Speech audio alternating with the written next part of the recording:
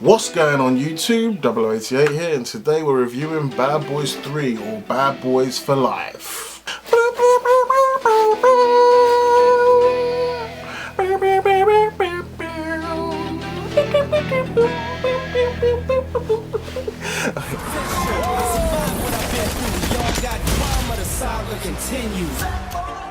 You know the best part of this movie already, right?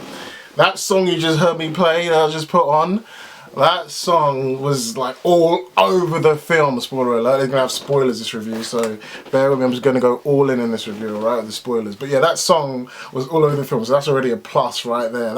I loved that song from Bad Boys 1, and I literally, when I went to Miami, like back in the days in 2011, I went to Miami, I was just blazing that.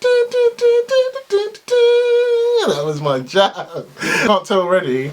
Clearly, I'm a Bad Boys fan. I love the Bad Boys movies, you know. Bad Boys franchise, one of my favourite. There's so many buddy cop films out there, but there's not many like Bad Boys, because Bad Boys has this thing about it where it feels like, you know, there's sometimes some of these buddy cop films have so much comedy, or they're really dark and gritty, but the way Bad Boys has like comedy, heart, you know, there's a story there, and it's just, it feels almost real. Like, I don't know how to describe Bad Boys. One of the rare buddy cop films where you just really like feel like these characters are real. I don't know how to describe it, but yeah. So Bad Boys for Life, what did I think about it? I thought it was really good. It was surprisingly good.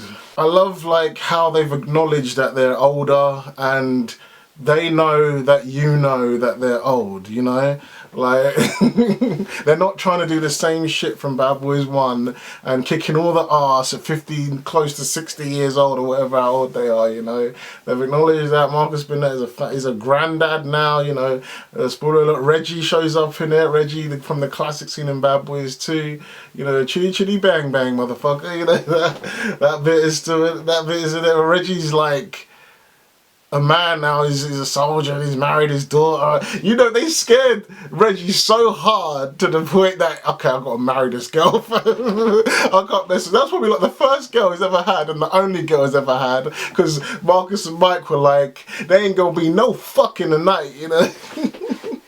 So yeah, it's really cool to see. That was a really smart and clever cameo. There's some really cool moments. They're seeing Captain Howard, his wife Teresa, everyone's all in it. It's a shame there was no Gabrielle Union from Bad Boys 2. Like, they mention her at one point in the film, but no Gabrielle Union. The style, even though Michael Bay didn't direct this, though, he did have a cameo in it. It was interesting to see him. He had a little cameo there, so you know, he might have had a little touch here and there.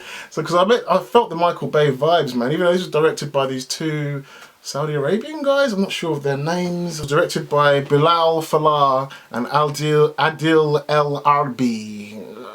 I'm guessing these are like Saudi Arabian directors.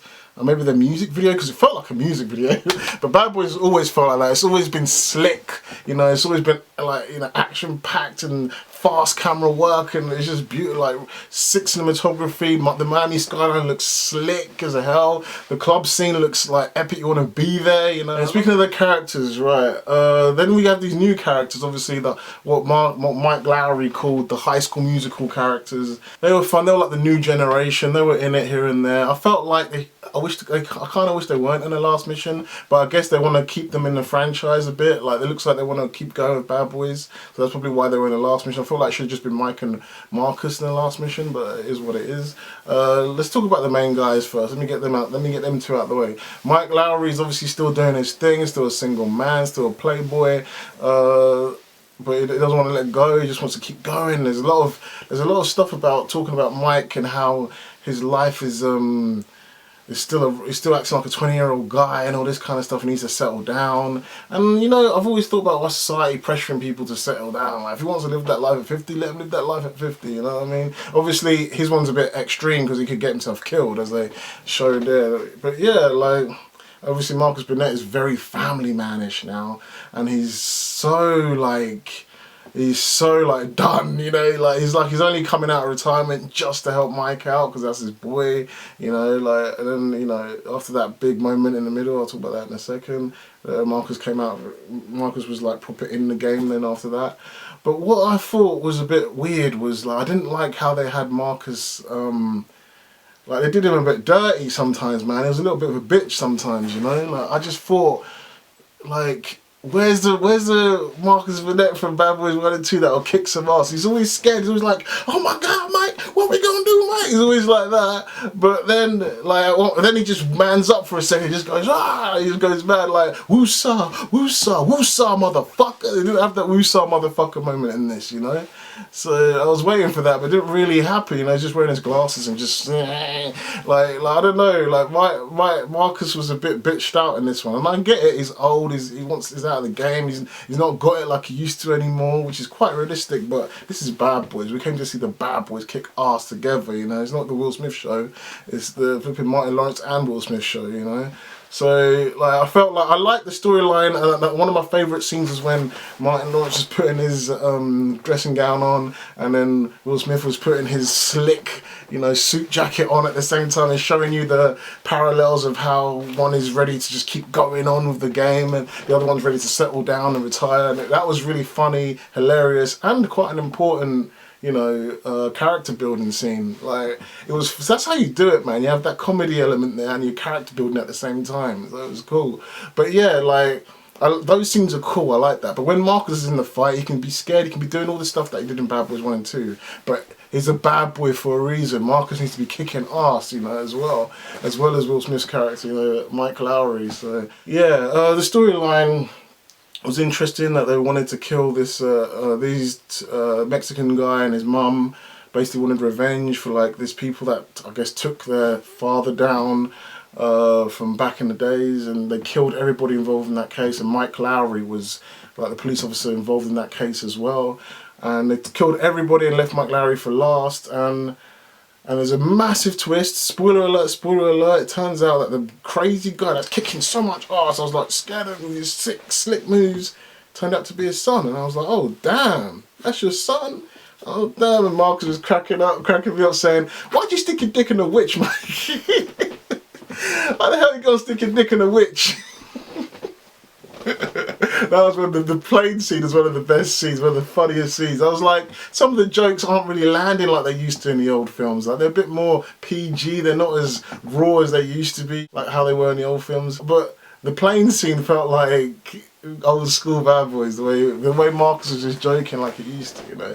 Martin Lawrence plays that role. He's still got it, man. He's still got Marcus Burnett in him. Obviously, Will Smith's got Mike Lowry in him. We always expect him to have that. So I just thought that was an interesting twist adding the son. Although, I don't know, man. I get, like, in casting wise, you know how I'm about casting. I like things to feel real and accurate. Like, I don't know if Will Smith had a son with a hot Spanish lady, a hot Latino lady.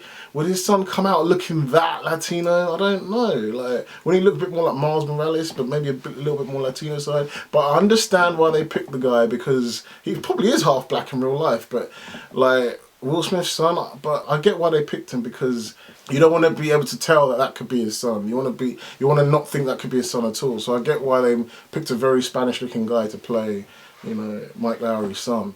But yeah, that was a crazy twist. And one of the biggest moments was when Will Smith got shot right at the beginning of the film. That one took me for a flip. I thought, oh my God. Obviously, I was like, he's not going to die. He can't die, you know. Like, you can't have one of the Bad Boys die this early. But it looked bad, and it was sick, and it was raw, and I loved it. We knew it was going to come back, but they gave it time. Unlike Game of Thrones, where everything happens in 5 minutes in season 8. They gave it time, and he healed after like 6 months, and he stood up and he was like ready for action. And then Captain Howard, who was obviously like how he was before, getting older, still the captain, but then they shot him in the neck, killed him off. That bit messed me up. So it's weird dynamic, because Will Smith is like backing his son's in prison, he did bad things, but they're saying, like, you can get out of this if you redeem yourself for the government or something, because I guess Will Smith put a good word in for him maybe. But it's just weird, like, this Donnie, he killed your captain, do you know what I mean? Like, he killed the guy that looked after you like a son. He treated you like he was your own son, and he looks at him like a father figure, kind of. And this guy that you've only known for 5 minutes, he's your son by blood, but, like, this guy's probably more like your family than this son is of yours, and this is the guy that killed your captain, and you're kind of backing him at the end. I don't know how to feel about that. Like, maybe they should delve into that a bit more if they do a sequel. Like, don't make it all honky-dory, like, oh my, you're my daddy now, you're my daddy, you know. Maybe this son should have to prove something to Will Smith that he's a good guy if there's a fourth film, you know, Will Smith's character.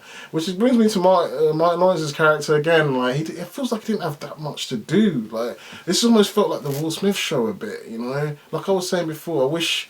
Like, I'm not saying I needed a whole arc with Reggie and his kids and his family. I don't need all that. But what I'm trying to say is, like, I just felt like Martin Lawrence just should have been in it more in terms of the action and like just kick. Like the scene where the crazy cokehead fat guy was like punching him, you know, and it was like, I want to get into his soul. I want to get into his heart, you know, whatever he says. And after the third punch, was it third or second punch? It should have been like, "Woosah, motherfucker!" Just beat him up, you know. I didn't I didn't like it how Marcus was like, "You better handle this, Mike." You know, it seemed a bit meek. You know, I wanted to see like Marcus Burnett is a bad boy too. You know, it's not. I like that he's the good side of the bad boys, but he's still a bad boy. So give Marcus Burnett a bit more, man. One of my friends that I went to watch it with said that they kept feeling like they were trying to say goodbye a lot in this film, and yeah, And he said he wanted to see a bad boys film where they're just kicking ass. And I get it. Like, they're older. They got to acknowledge that they're older because, like, if they didn't acknowledge they were old and they just did the same shit they were doing in Bad Boys 1, like, people would not buy it. People would be like, no, come on. Like, they're old as hell. I don't buy this. They're doing this shit. So they had to show that the old side of them and all that kind of stuff. So I'm cool with that, but I feel like they did it a bit too much, saying goodbye a bit too much. Felt like, you know, Grandpapa, Marcus Burnett, and now Mike's looking to settle down with this Spanish chick and have a baby and all this kind of stuff. It's like, there's going to be bad granddads in the next film, right? You know, bad grandfather, that's what they're going to call it, you know. Bad grandpa, yeah, exactly. Bad grandpas, that's what they're going to call it. Bad Boys 4, Bad Grandpas. Oh, God, no, they shouldn't do that. Anyway, yeah, so... But yeah, overall, the film was really good. It surprised me. Definitely a worthy sequel. Definitely makes the 30-year-long trilogy that it feels like, 20-year-long trilogy, however long it's been. I just feel like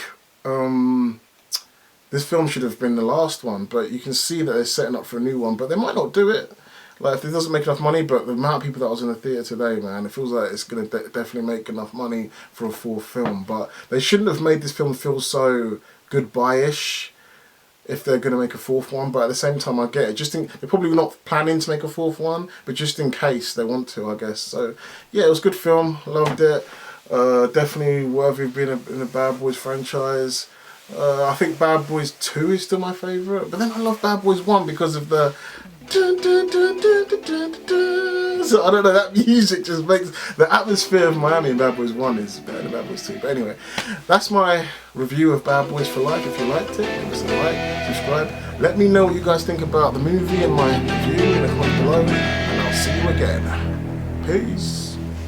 He explains that they need to find Vision, to which Rhodes thinks maybe they already have him. Then boom! Out of nowhere, Thanos shows up, walking out of a portal with the power of the Infinity Gauntlet.